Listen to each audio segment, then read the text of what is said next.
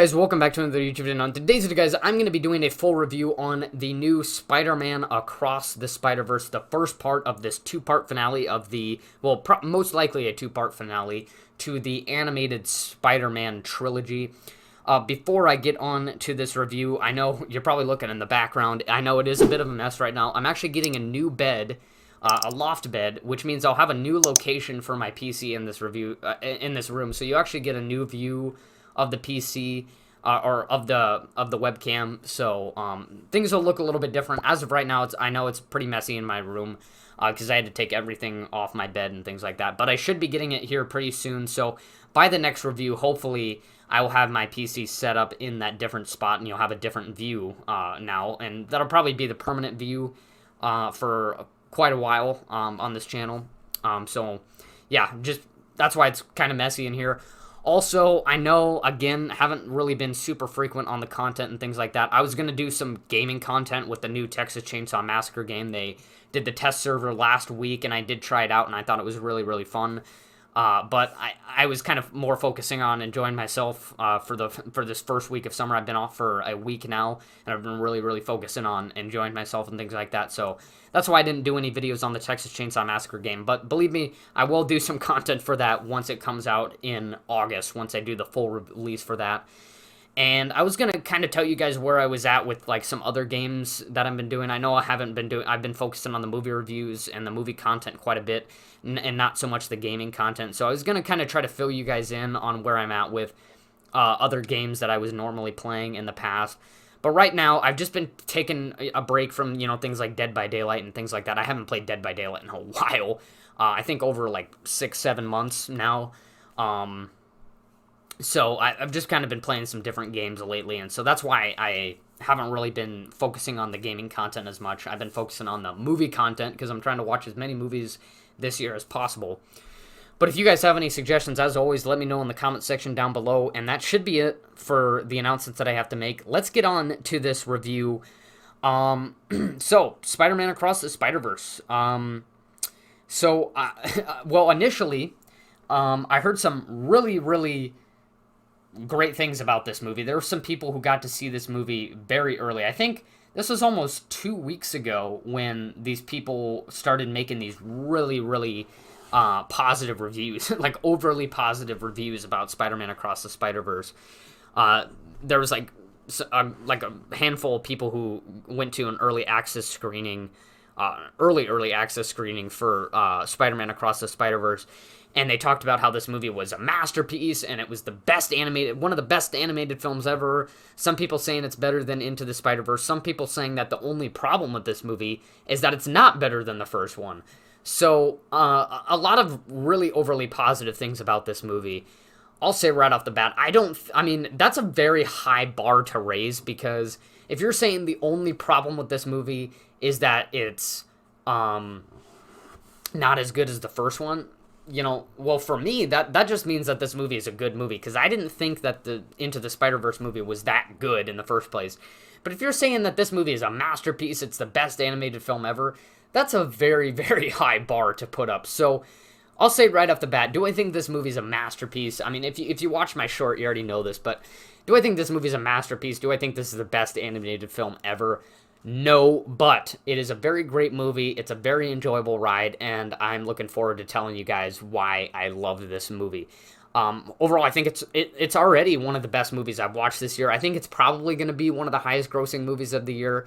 I think Flash might edge out on this movie just because of how much hype there is over that. People have been waiting for the Flash for a while, and it's supposed to transition from the DCEU to the DCU, so I think there's a lot more hype around that, but it could be very, very close. I think this will certainly be one of the most, how do you want to say it, appreciated films of the year, especially for animation, and one of the highest grossing movies of the year. But, that was a very, obviously saying it's a masterpiece, a very high bar to raise. I never thought that this animated trilogy is now what it's going to be was ever meant to be something super groundbreaking or anything like that. When the first Spider-Man Into the Spider-Verse came out, I enjoyed it. I thought it was funny. I thought it was witty. I thought it was clever. But I didn't think it was the best thing I've ever watched. And if you look at when Spider-Man Into the Spider-Verse came out in 2018, a year after Spider-Man Homecoming. And I think the reason for that was this movie is trying to appeal more to, younger audiences and things like that, where Spider-Man Homecoming has a lot more high school humor, and things like that, and some adult sex jokes and things like that thrown in there. So it's not exactly appropriate for kids under 12 in all aspects for some of the jokes they throw in there and things like that. So with Spider-Man Into the Spider-Verse coming out a year later, being an animated film, I think it was trying to, target more younger audiences and things like that. But I don't think it was supposed to be this absolutely amazing, groundbreaking movie. It's based off of a fairly recent comic book compared to many, many other comics in the MCU. A lot of other comics, they come from the mid 20th century, whereas Miles Morales comic, I think that came out like 10 years ago or something like that. So it's a fairly new comic. Not many people, I think, at the time knew about the Miles Morales Spider-Man character. They just saw the animated movie, they saw Spider-Man, and they're like, yeah, I'm sold on it. And the movie didn't even make $400 million. And I'm not, hating on it for that or anything like that. I'm not equating the movie's quality to how much it grossed. But this wasn't like some kind of blockbuster or just absolutely groundbreaking movie. At least I never thought it was. So very, very high bar that people set for this movie. But I thought it was a really, really fun ride. I knew that this was going to be a part 1 of 2 beforehand. And I like how there's kind of more of those movies coming out now. Instead of like the villain being taken out in one movie, they're kind of leaving movies off on cliffhangers and things like that. And I kind of like that. I know some people get annoyed by the forced cliffhangers and things like that, especially in Fast X. But I kind of like that. I like how it actually gets you excited for the next movie rather than just like, well, yeah, they're going to make another sequel, but I don't really know what it's going to be about yet. So I don't know. We'll see. We'll see if I even see it when it comes out. But with this, it's like you want to know what happens because they left the cliffhanger. So no matter how they left things off, I think it inevitably will get you excited for what happens next. So I really, really like how these movies have been focusing on. There's been some more cliffhanger and part 1, part 2 movies coming out lately. I knew that this movie was going to be a part 1, part 2. Like I said, about a year ago, I think this movie was supposed to come out in October of last year. And then, or no, like June of last year. And then they moved it to October. And then they moved it all the way to next June. And so I was a little disappointed in that. I was really excited to see it. But once they moved it to June, they dropped the part 1, and now it's Spider-Man Across the Spider-Verse. And then in March of 2024, we're going to be getting Spider-Man Beyond the Spider-Verse. So we don't even have to wait a year, so that's really good for the finale of this animated trilogy. But I know that was a lot of explaining. Let me just get straight into the positives. Let's get into the meat of this review. There's a lot of good things to say about this movie. Like I said, I don't think this is a masterpiece, but some of the things that people were praising this movie for, I definitely do agree with. This movie really, really focuses on the animation, even more so than Spider-Man Into the Spider-Verse, and I absolutely love that. There's a lot of animated films out there where, okay, it makes sense that it's an animated film. Like, take Elemental, for example, coming out in a couple weeks. It makes sense why that would be an animated film. Obviously, it's kind of a fantasy plot and things like that, so it makes sense. But the animation in a lot of Disney movies is kind of just a background format rather than being an essential part of the movie.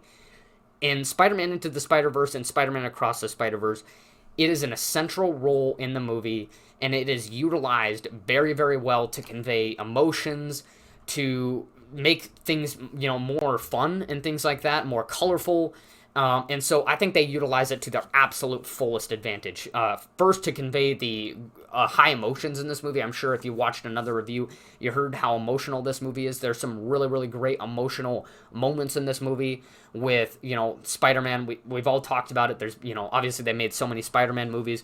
We all know the Spider-Man, his conflict between being Spider-Man and Peter Parker. I guess in this case it'd be Miles Morales, and having to balance being a superhero while also being a normal person and trying to satisfy everybody and also trying to save everybody.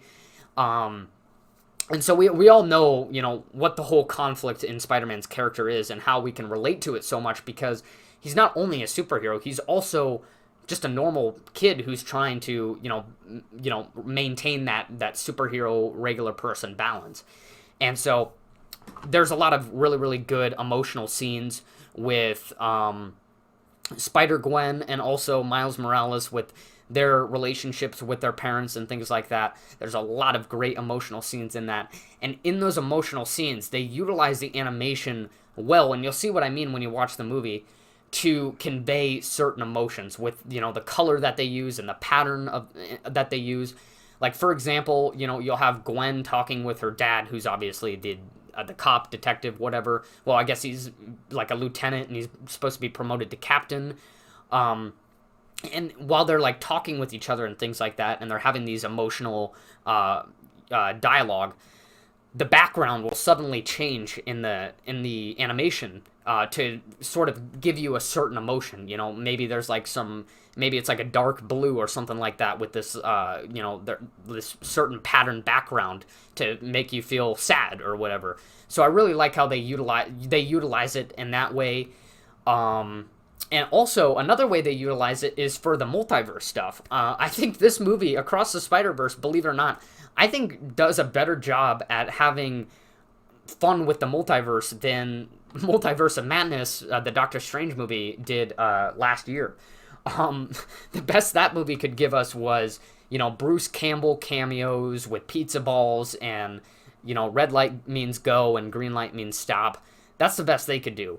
In this movie, you have the antagonist who's sort of like this reverse of America Chavez in Doctor Strange, where instead of helping out Doctor Strange with her, multiverse powers, the antagonist has the multiverse powers, and so they're trying to catch him throughout the movie, and he's trying to get revenge on Miles Morales and things like that. He's called Spot. But there's also going to be a second villain, maybe even 3 villains, I'm suspecting, for Beyond the Spider-Verse, but he's one of the antagonists in the movie. Maybe not the main antagonist, but he's sort of like the reverse of America Chavez. And basically, obviously he can explore all these different multiverses and things like that. And the way they utilize the animation is that the different multiverses have different styles of animation and things like that. And so it's really, really cool when we're going through these different multiverses and things like that. We see the different styles of animation. And also you see all the Spider-Man together with all these different styles of animation and things like that. It's really, really cool to see that. So I love how they use the animation for that as well, for the fun aspect of the multiverse. And so I think, trying to get off the animation part, they utilized it to their fullest advantage, and that was a huge, probably the biggest positive for me in this movie. I already mentioned it, but the emotions as well with the family conflict and things like that. Because of just how relatable it is, and I think that's why so many people love the Spider-Man character, is because of how relatable his conflict is and his character is. Because he's not just a superhero like many other superheroes. They kind of were either just given their powers or they have certain flaws and things like that, but they don't feel like human flaws. They don't feel like things that maybe every regular day humans could have. Whereas with Spider-Man, you could definitely understand where he's coming from, even if you weren't a superhero. Maybe it's you're trying to spend time with your family, but you're also trying to, do something else. Like maybe you're trying to, maintaining your work-life balance, whatever it is. I think that's why the Spider-Man character is just so popular and so relatable and things like that. So emotions was a big thing as well. The multiverse stuff, I really had a lot of fun with that. The humor was really, really good. I was laughing probably quite a bit in this movie. There was a lot of good humor. I loved the characters. There were a few characters where I was like, I don't really like them that much, but I think that's how they're supposed to be. Like there's this one lead spider character of like the Spider-Man group, who kind of just annoys me a little bit with her always, saying, you can't do this, you got to be careful with this and things like that. So I don't know. She has a very controlling character, but I think, that's just how she's supposed to be. And also they have like, I think it's like, there's another one of the Spider-Men who's like really concerned about Miles Morales and how he's this anomaly and things like that. I'm not sure if they're trying to make him a villain. I don't know. Maybe he'll turn into a villain by Beyond the Spider-Verse, but so maybe that's the direction they're trying to head into. I hope that's the case, because if he's just being a kind of a jerk in this movie, I don't know. I'm not really a big fan of his character. But when you watch the movie, I don't know if it's a spoiler or not. I don't know if he's been in. I don't think he was in Spider-Man Into the Spider-Verse. But there's this other Spider-Man character who is very concerned with Miles Morales and kind of believes that he's the problem with it, with all these, all the conflict that's happening and things like that. And so he kind of has some villain, some villain vibes to him. I don't know if he's going to turn into one by Beyond the Spider-Verse or anything like that, but he certainly could. He very well could. But as of right now, I don't like how he's kind of this hybrid character. I hope that they do something with that with Beyond the Spider-Verse. But at this point, I'm honestly just nitpicking things. There's just so much good to talk about this movie. Like I said, humor, and obviously good action. I don't think there's really anything else. There was something else that I was trying to remember. And then the cliffhanger. So, what do you guys think? What do I think of the cliffhanger? So, like I said, I'm really, really glad that there's more movies right now where it seems like they're utilizing that cliffhanger to get you excited for the next movie rather than defeating the villain right away and then introducing some new conflict at the beginning of the movie. Instead, what they're doing now is they're having the conflict be unsolved, and then we have to solve it in the next movie. So I really like how movies are doing that. And I think the cliffhanger fits more naturally and has a more natural close than what, per se Fast X has. And I think that's why it was super highly criticized. I think it's a natural closing. You kind of understand where everything is going, and how things are going to continue, but you're still, a little bit unsure, how the protagonist is going to make it out of this and things like that. So it's a really, really, I think it's a good natural close for the movie, and I think it worked well. So I didn't really have any problems with the cliffhanger or anything like that. And I kind of already made my nitpicks, so I don't think there's really anything mixed. Like I said, just a few characters here and there where I'm just not a huge fan of them. I think they're kind of annoying here and there, but like I said, those are just nitpicks. It's kind of how the characters are supposed to be. And yeah, nothing really more to say. I don't think there's any negatives to say or anything like that. So overall, I think the runtime is fine. I think the 2 hour, 20-minute runtime was fine. It didn't feel like maybe it felt like it was dragging on a little bit towards the end, where I was like, okay, I know that the cliffhanger is coming. So, when are you just going to do it? So I think it did linger a little bit towards the end, but otherwise, I think the length time for this animated movie in particular was fine. Maybe younger kids are probably not going to like the length time as much. Most young kids prefer a short 90-minute movie, but I think it's fine in this movie, and I didn't really have any issues with that. So overall, Spider-Man Across the Spider-Verse, I made some nitpicks here and there, but that's with every movie. I always try to find something to criticize, but overall, I think this is a really, really great film, enjoyable ride.